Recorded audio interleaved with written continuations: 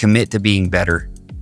And if you do that, you'll find yourself on a journey with people who you really love, trust, and respect, admire. And before you know it, you're going to have people who you just looked up to, looking up to you, and other people who are looking toward your example for their life. And what an awesome position, a privilege to be in.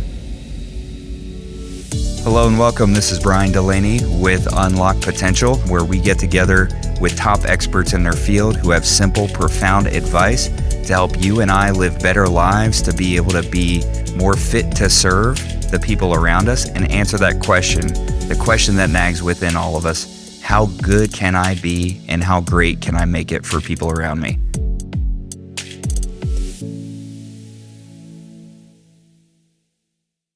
So reading has been an indispensable part of my success. I am able to do what I do today because I've borrowed not only my belief, but the knowledge that I have and of what to do and how to do it and how things are going to work out from others, not only from mentors and coaches, but I asked them for their source material. And they all pointed back to a lot of the same books. I heard the same books mentioned time and time and time again. I was like, I've got to read this. I've got to read this. And so for me, just because I don't know it doesn't mean it's unknowable. Okay. And that's where a lot of people get messed up. It's like, don't read about what you think you should read about. Read about what you desire to read about, right?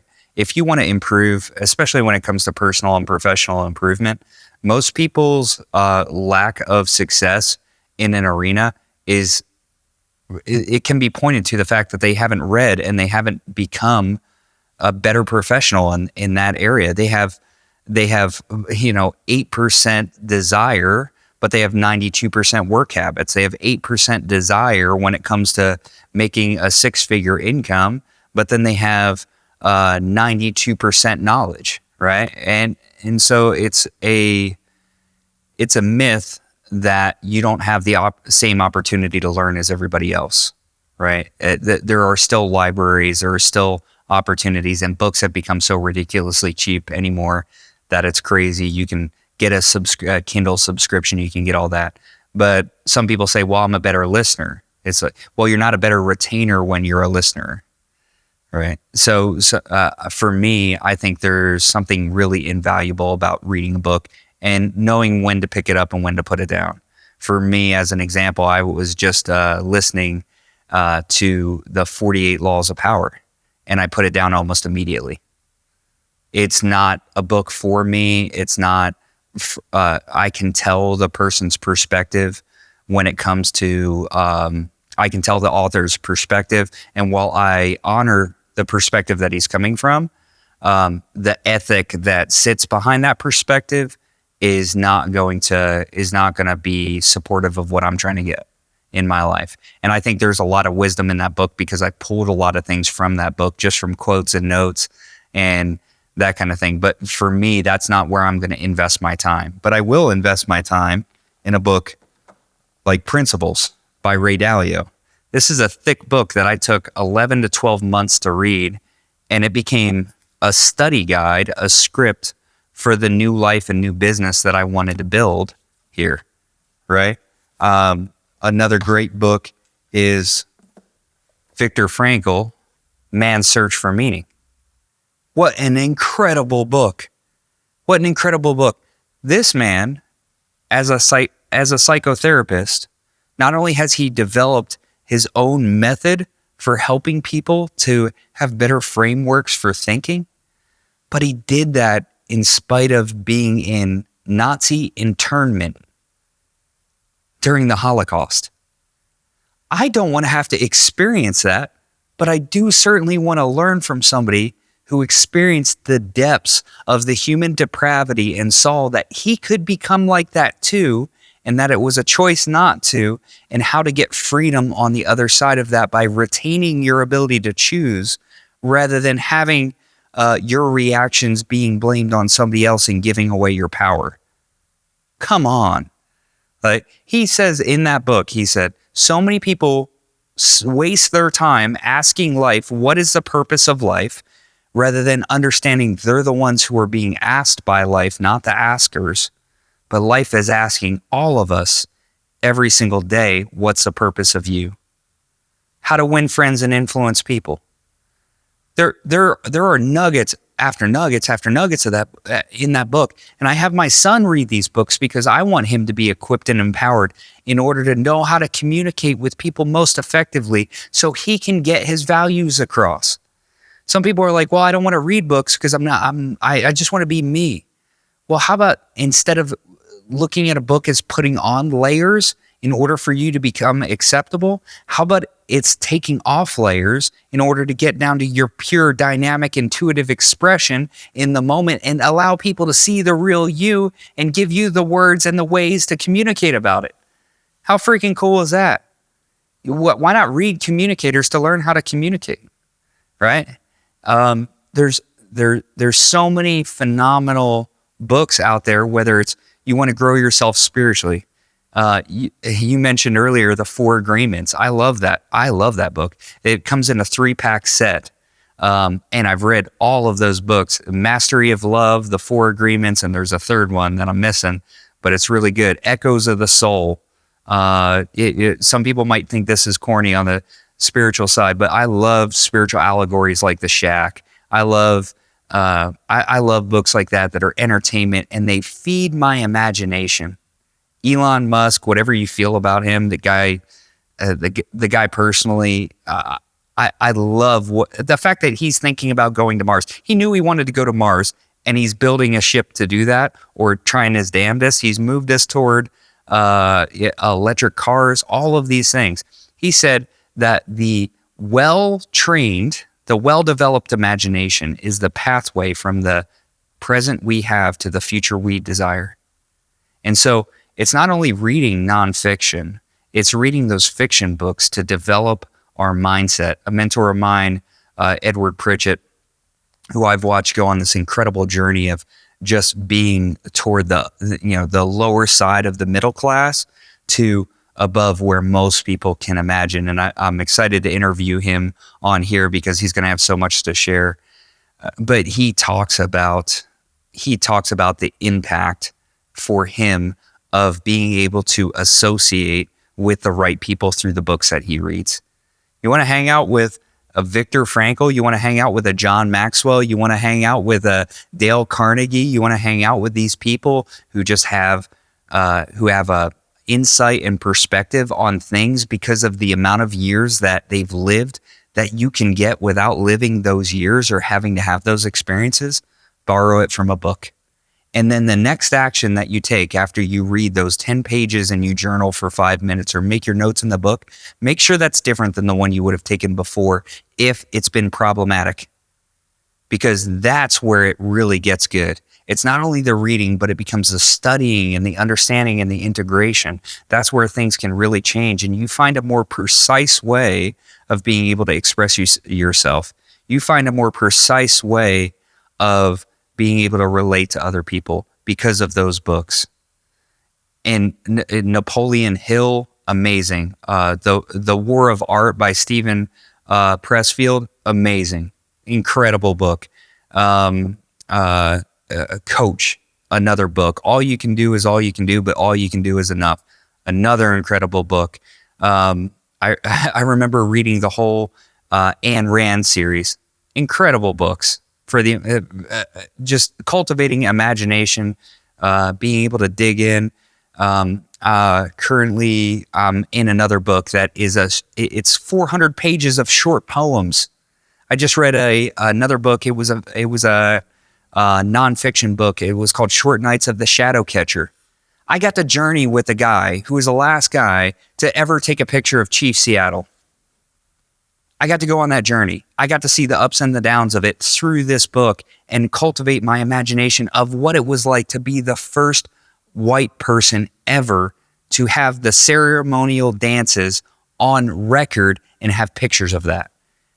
When the Old West was meeting the New West, he was right there and had all the trouble of every entrepreneur has. He was neglecting his family for his business. He was, relationships ruined, but he did this amazing, epic thing and built this collection that was incredible. He decided to have one or the other when I truly believe he could have had both if the guy in the book had read some more books, right? And integrated that into his life.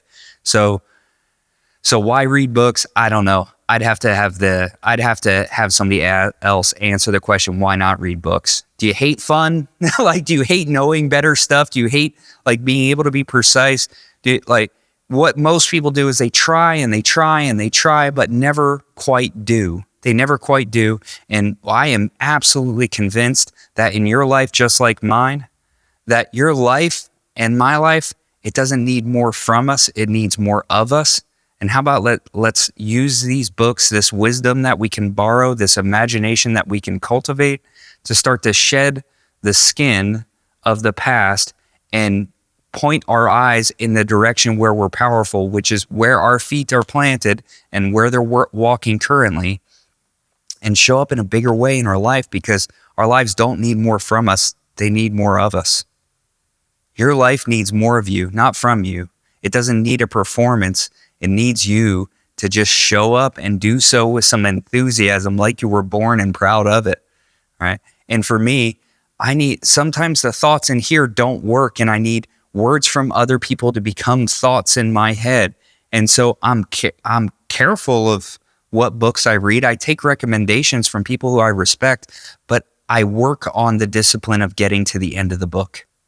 Because a lot of people don't get to the end of the book, and they realize they also never accomplish their goals, and they realize that they've always just done enough, worked just hard enough to guarantee pain with no prize. To guarantee the price with no benefit to themselves or other people at the end. So if you're not reading, my question is, are you that committed to a life that has you complaining on YouTube? Are you that committed to a life where you compare yourself to everyone else and wish you had the things that they rented rather than owned? And stop doing that. We can just look at ourselves and say, I may not be as good as them, but I'm also not this bad. I'm also not this bad. And I know I can get better, and so can other people.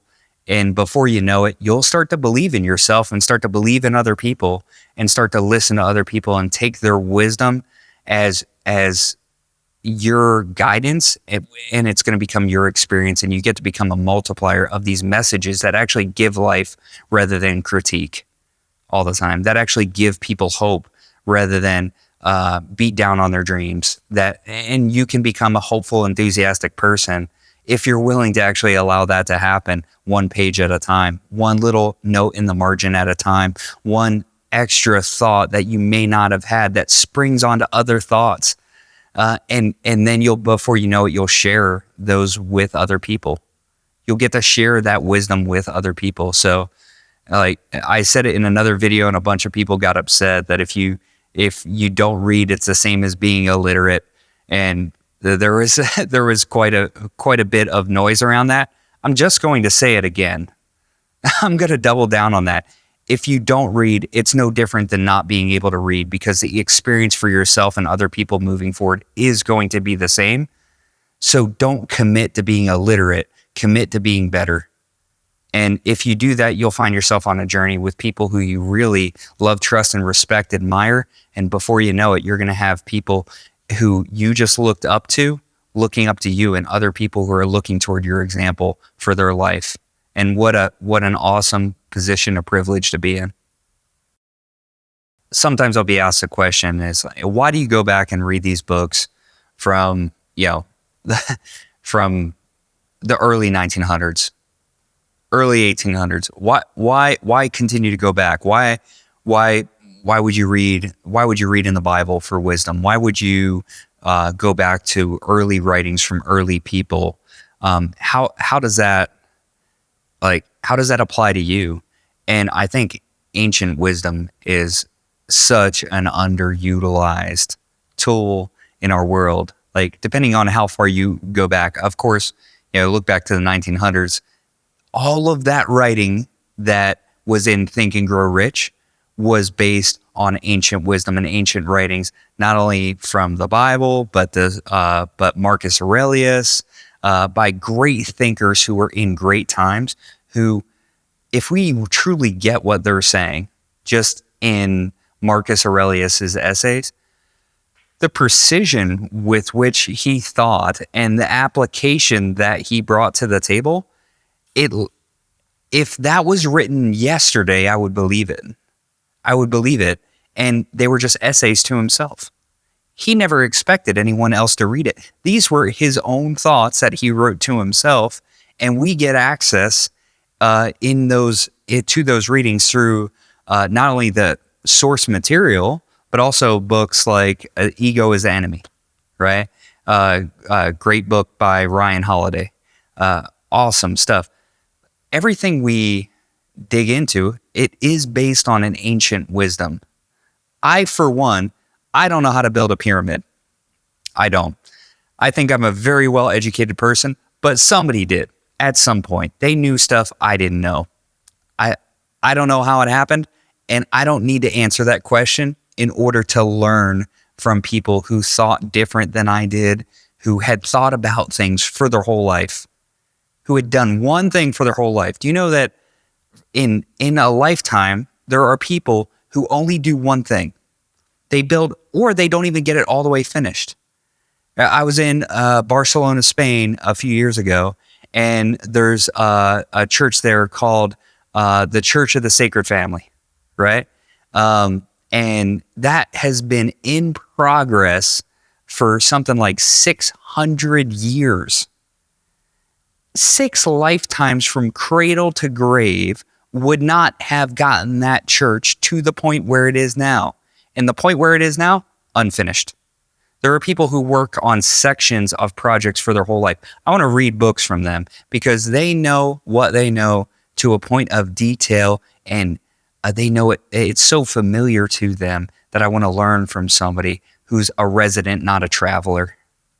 Like, that's where they lived. That's the work that they did. That's what they knew. That's all they knew. They focused on that at the detriment of probably building a lot of other skills, but they were so good at that, it didn't matter. They weren't the Vitruvian man who was everything to everyone, but they were the only one who did their thing. And I think that's where you see the elegance in the simplicity that Da Vinci was talking about. When you're quoting people like Da Vinci, when you're quoting people like Marcus Aurelius, when you're quoting the Bible, you're going back in time to bring wisdom that can transfer through to the current moment. Just because it's new information doesn't mean it's good information. Just because it's old information doesn't mean it's good information. But truths and wisdom, if they're good, they tend to apply in all ages to all people. And there are going to be times where, if you're anything like me, where you read a book and it takes you out of it. Not the whole theme of the book, just a section, right? There are books that, to me, they're just not worth reading. I put them down. I don't pick them up. There are other books where I have to get through. There is that desert in there. There are those moments where you just have to make it through the book. I found that with inside of the book Winning. It's by Tim Grover. The first part of that book is it was one of the most difficult books to read because he's so dark about it. This guy was a coach for Kobe Bryant, Dwayne Wade, was a coach for Michael Jordan, like this guy. And he talks about winning in a way that I think some people would talk about, like, I don't know, in the same way I talk about pizza. Like, he's so about winning that he's willing to sacrifice everyone and everything in order to get to winning. And he makes that abundantly clear in about the first third of that book. I am so thankful that I read through the things that I didn't prefer to get to the things that were necessary, right? And so there's no rule. There's nobody who's going to swat your hand with a ruler if you skip later in the book. There's nobody who's going to do that. If you get into that book, make it to a place where you either know, hey, there's no value that could be in this book, or if there is value, be willing to hunt for the value, because the gold isn't going to be laying on the ground and the oil isn't going to be spitting up through it. You may have to dig just a little bit for it, or just a little bit more, or just a little bit more in order to find that gold. But the purpose for me of a book is to change my thinking and to change my actions. And I've found so much of that in so many of those books. And people will look at it and say, well, I want to read something that's more up to date. Success principles are up to date because they're timeless. Some of the wording and the verbiage and some of the specific messaging around those success principles may be dated, but you can make the connection. You can make the connection. Not everything that you read in those books. You're not going to like all of them. Some of them might rub you the wrong way, just like Tim Grover's Winning did for me. When I loved his first book was amazing and I was into the whole thing. That second book, that was hard, but I was so thankful that I read it. Get thicker skin.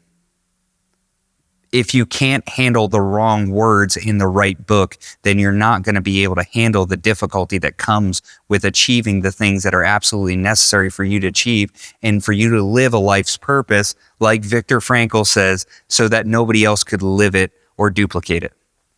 Get tougher, get thicker skin, persist, because that characteristic that allows you to get through those 1 to 2 chapters or skips over those themes or words, that's going to be the persistence that allows you to go to the next level in your life. You're practicing persistence. You can be honest with yourself about it and everybody else. That part of the book really sucks for me. And you know what you're going to find? You're going to find somebody said, that was a part of the book that was for me. That was it for me. And maybe that author didn't just write to you. Maybe this isn't his personal love letter to you, but this is to a larger audience that can benefit from different sections of that person's experience or wisdom. And so you can just say that part of the book wasn't for me, or you can just say that book wasn't for me, but give yourself an opportunity to pick it back up if it shows back up in your list. Be open to the opportunity that what you think about a book in the beginning may not be how you think at all by the time you're finished. So when it comes to it, it's people are like, oh, that's a great habit. I would love to get into it. I would love to do that, but I don't have the time. Well, the quality of your life is absolutely going to be determined by the size of the problems that you can solve. And if you can't find 5 minutes, you're going to have a hard time finding 6 figures. If you can't find 5 minutes, you're going to have a hard time finding being intentional with your spouse, being that parent who shows up presently and figures out how to get all their work done in time to get to their kid's game so that they can show up in a big way and then still cook dinner later. Like, I was a single income earner for a family of 4 on a 100% commission position. People were like, I could never do that. It's like, for me, I had to do that. I had to do that because I wanted the upside and I was willing to deal with the downside. And so I get that problem is keeping you from reading, but time isn't the problem. Attention is. And I think this is where we have the opportunity to shorten and collapse time frames in our life that make it great. Set a reasonable goal. If you're not used to reading a book, if you haven't read it, if it's been a while, pick it up and read 2 pages. Get up to 10 pages. If you get up to 10 pages a day, you're good. You're as good as you ever need to be. 10 pages a day plus 10 minutes of journaling. Not only are you having somebody else talk to you, but then you're learning how to talk to yourself. What a gift. What a gift. Always couple those two, that reading and journaling, because it's not only what they think, it's now how you think about it. And now it's going to be what you think, right? Pass through the lens of the filter. So I understand that. And believe me, some days I don't take the time to read. Because I don't take that time. I let the urgent replace the important, but I'm also disappointed but not surprised when I don't get everything I knew I could get out of my life because I didn't give everything that my life was asking in order to be able to earn that in return. Thank you all for joining our conversations. We're developing this platform for simple, profound tools and techniques that can help you get the best out of your life and, more importantly, unlock potential. You can find me across all social platforms at The Brian Delaney, and online, come visit us at thebriandelaney.com.